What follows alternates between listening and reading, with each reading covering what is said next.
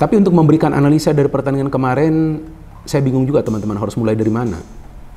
Karena jujur sampai hari ini, perasaan di hati saya masih campur aduk nih. Ada rasa kecewa, rasa sedih, dan juga tentunya rasa marah. Tapi tenang saja, saya gak emosi. Saya gak emosi hari ini. Kalau semalam saya memang emosian sih. Maka itu saya tidak membuat konten ini semalam. Dan saya juga gak nyangka Indonesia akan kembali gagal meraih kemenangan. Kalau lawan Irak oke lah, sulit ya menang lawan Irak. Bahkan saya tidak menjagokan Indonesia untuk meraih kemenangan. Namun untuk match yang lawan Filipina ini di konten previewnya, saya memberikan persentase 60% bagi Indonesia. Karena seperti yang saya jelaskan di konten tersebut bahwa Indonesia unggul dari segi materi pemain. Dan para pemain Indonesia itu sebetulnya punya speed yang bisa mereka manfaatkan. Walaupun tentu tidak akan mudah bagi para pemain Indonesia karena mereka akan bermain di lapangan dengan rumput sintetis. Jadi ya memang tidak akan mudah bagi Indonesia lawan Filipina, tapi bukan berarti Indonesia tidak akan bisa menang lawan Filipina. Hasil yang memang tidak memuaskan karena target kita melawan Filipina adalah harus bisa membawa pulang 3 poin. Yang pasti kemenangan, entah dengan skor berapapun. Ya, tapi faktanya di lapangan kita bermain imbang 1-1. Itu pun kita mengejar ketinggalan setelah tertinggal ya di babak pertama lewat gol Patrick Reithel dan sebelum disamakan oleh Sadil Ramdhani di babak kedua. Kita tidak kalah, ya ini memang belum kiamat buat kita. Ini bukan akhir dari segalanya buat tim asuhan STY. Kita masih punya harapan lagi karena Vietnam di kandang sendiri secara menyesakkan. Mereka kalah di masa injury time 90+7 dari Irak. Dengan kekalahan ini ada membuka harapan buat kita dalam persaingan di grup F. Karena kita masih punya 4 pertandingan ke depan lagi. 3 di antaranya bermain kandang. Jadi kalau kita bisa memanfaatkan semua kandang ini, ada harapan yang besar. Tentunya kalau 3 kandang kita bisa menang, termasuk mengalahkan Vietnam. Pertandingan yang dari skor mungkin agak mengecewakan, tapi dari sisi permainan sangat mengecewakan. Terutama ya Sintayong bermain dengan 3 back, kalau diserang 5-3-2 tapi atau 5-4-1. Tapi gue masih nggak paham kenapa dia main lawan Filipina aja dia harus main lebih bertahan. Gue merasa timnas kita itu lebih cocok ke, ya mungkin kalian nggak setuju ya, lebih cocok untuk main menyerang, lebih menyerang daripada bertahan.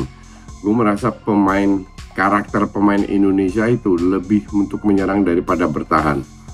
Beda kalau lu dengan timnas Italia, contoh salah satu tim yang jago bertahan itu kan Italia, mungkin Portugal, nggak tahu, tapi Italia lah.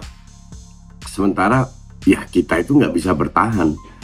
Jadi kenapa lu harus fokus ke pertahanan kalau lu menurut gue lebih baik fokus ke serangan.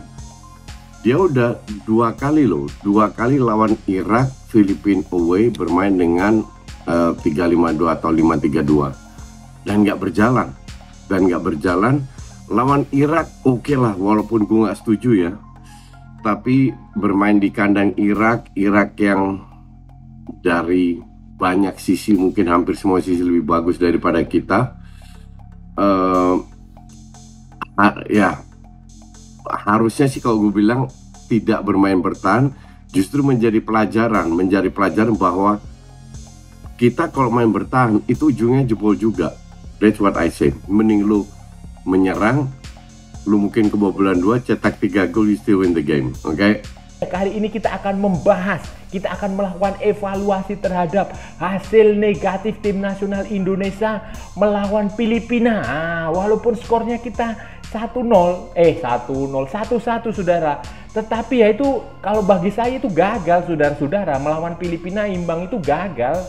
1-1 itu gagal saudara-saudara, tetap gagal. Apalagi sebelumnya kita juga dibantai oleh Irak 1-5. Jadi 2 pertandingan ini saya katakan adalah gagal dan kita perlu belajar dari sini. Kita perlu melakukan evaluasi kenapa ini gagal, kenapa kita tidak berhasil. Karena Nanti masih ada pertandingan yang jauh lebih berat melawan Vietnam. Aduh, kacau saudara. Nah, Ketua Umum PSSI, Erick Thohir, memastikan Sintayong dan Bima Sakti akan menjalani evaluasi.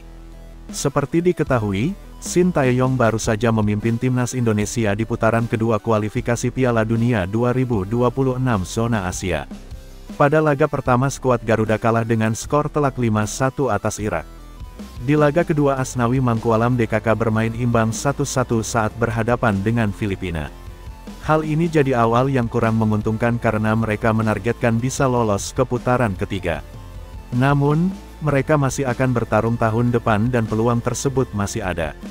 Apalagi, laga putaran kedua kualifikasi Piala Dunia 2026 selanjutnya skuad Garuda akan menjalani 3 laga kandang dan 1 laga tandang. Selanjutnya, Bima Sakti bersama timnas U17 Indonesia baru saja bertarung di Piala Dunia U17 2023. Dengan target lolos ke babak 16 besar, skuad Garuda Asia justru tumbang di babak penyisihan grup A. Mereka harus bermain imbang saat melawan Ekuador, 1-1, dan Panama, 1-1. Masih memiliki kans, Arhan KKDKK justru kalah dari Maroko dengan skor 3-1. Erick Thohir menjelaskan bahwa dia baru saja menggelar rapat dengan anggota eksekutif, Exco PSSI.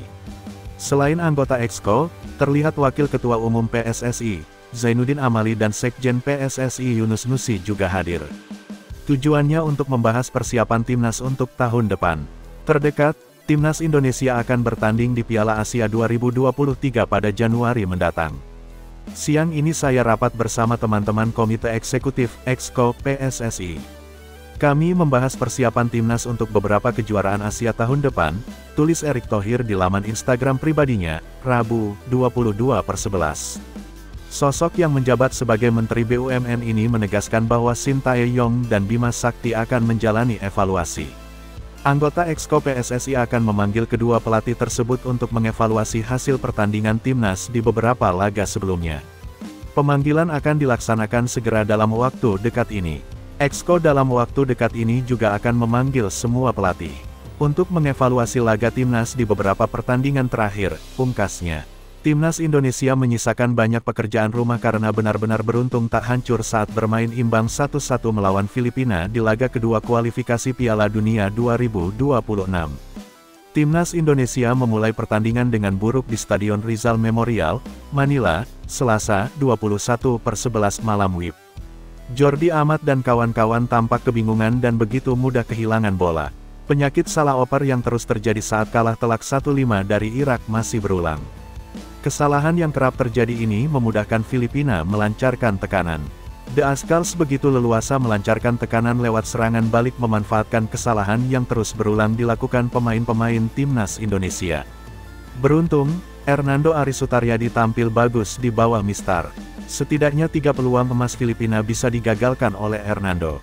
Celah di pertahanan timnas Indonesia begitu menganga padahal Sintayong datang ke laga ini dengan pendekatan memainkan lebih banyak pemain bertipikal defensif sebagai starter. Kesalahan yang terus dibuat pada akhirnya dihukum oleh Filipina. Kesalahan Jordi Amat di lini tengah yang kehilangan bola berujung serangan balik yang bisa dikonversi jadi gol oleh Patrick Reichelt pada menit ke-23. Permainan timnas Indonesia tak kunjung membaik setelah tertinggal 0-1. Upaya membangun serangan dari kedua sisi sayap tidak berjalan dan lini tengah juga kehilangan dominasi dan kreativitas. Pergantian lantas dilakukan Sintayong pada menit ke-30. Witan Sulaiman dimasukkan menggantikan Sandy Walsh untuk menambah daya gedor tim.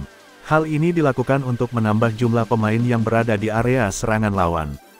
Peluang pertama pun tercipta melalui Rafael Struijk tetapi tembakannya melenceng pada menit ke-35. Setelah peluang itu, timnas Indonesia tidak lantas bisa menguasai permainan. Tim Merah Putih kalah duel di lini tengah dan tak cukup agresif dan ngotot untuk meladeni permainan penuh determinasi yang ditunjukkan pemain tuan rumah. Performa mengecewakan di babak pertama coba diperbaiki timnas Indonesia di babak kedua. Perubahan pertama dilakukan dengan menarik Sain Patinama dengan memasukkan Pratama Arhan. Masuknya Arhan memperlihatkan STY ingin mencari opsi lain mencetak gol dengan spesialisasi lemparan jauh pemain Tokyo Verdy itu. Sejumlah lemparan ke dalam dilakukan Arhan di laga ini. Akan tetapi tidak ada yang benar-benar membahayakan. Peluang-peluang terbaik timnas Indonesia di babak kedua justru tercipta lewat skema open play.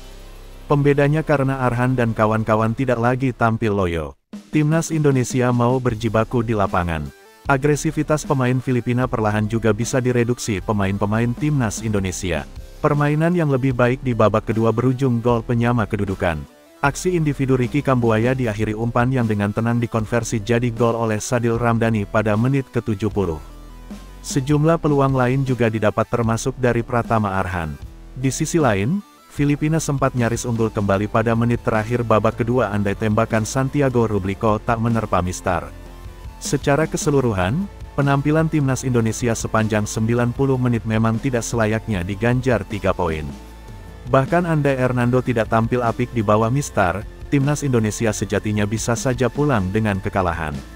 Secara permainan, timnas Indonesia sama sekali tidak meyakinkan. Pendekatan taktik Sintayong dengan lebih banyak menurunkan pemain dengan karakter bertahan juga menuai pertanyaan. Ini karena secara kualitas Filipina tak lebih baik dari Indonesia. Hasil 1 poin dari 3 pertandingan ini juga menjadi sebuah kemunduran di tengah upaya timnas Indonesia mengintip peluang lolos ke putaran ketiga. Perjalanan di kualifikasi Piala Dunia 2026 memang masih panjang. Tetapi dari apa yang ditampilkan di 2 pertandingan, timnas Indonesia butuh pembenahan besar jika ingin membuka peluang lolos ke fase selanjutnya.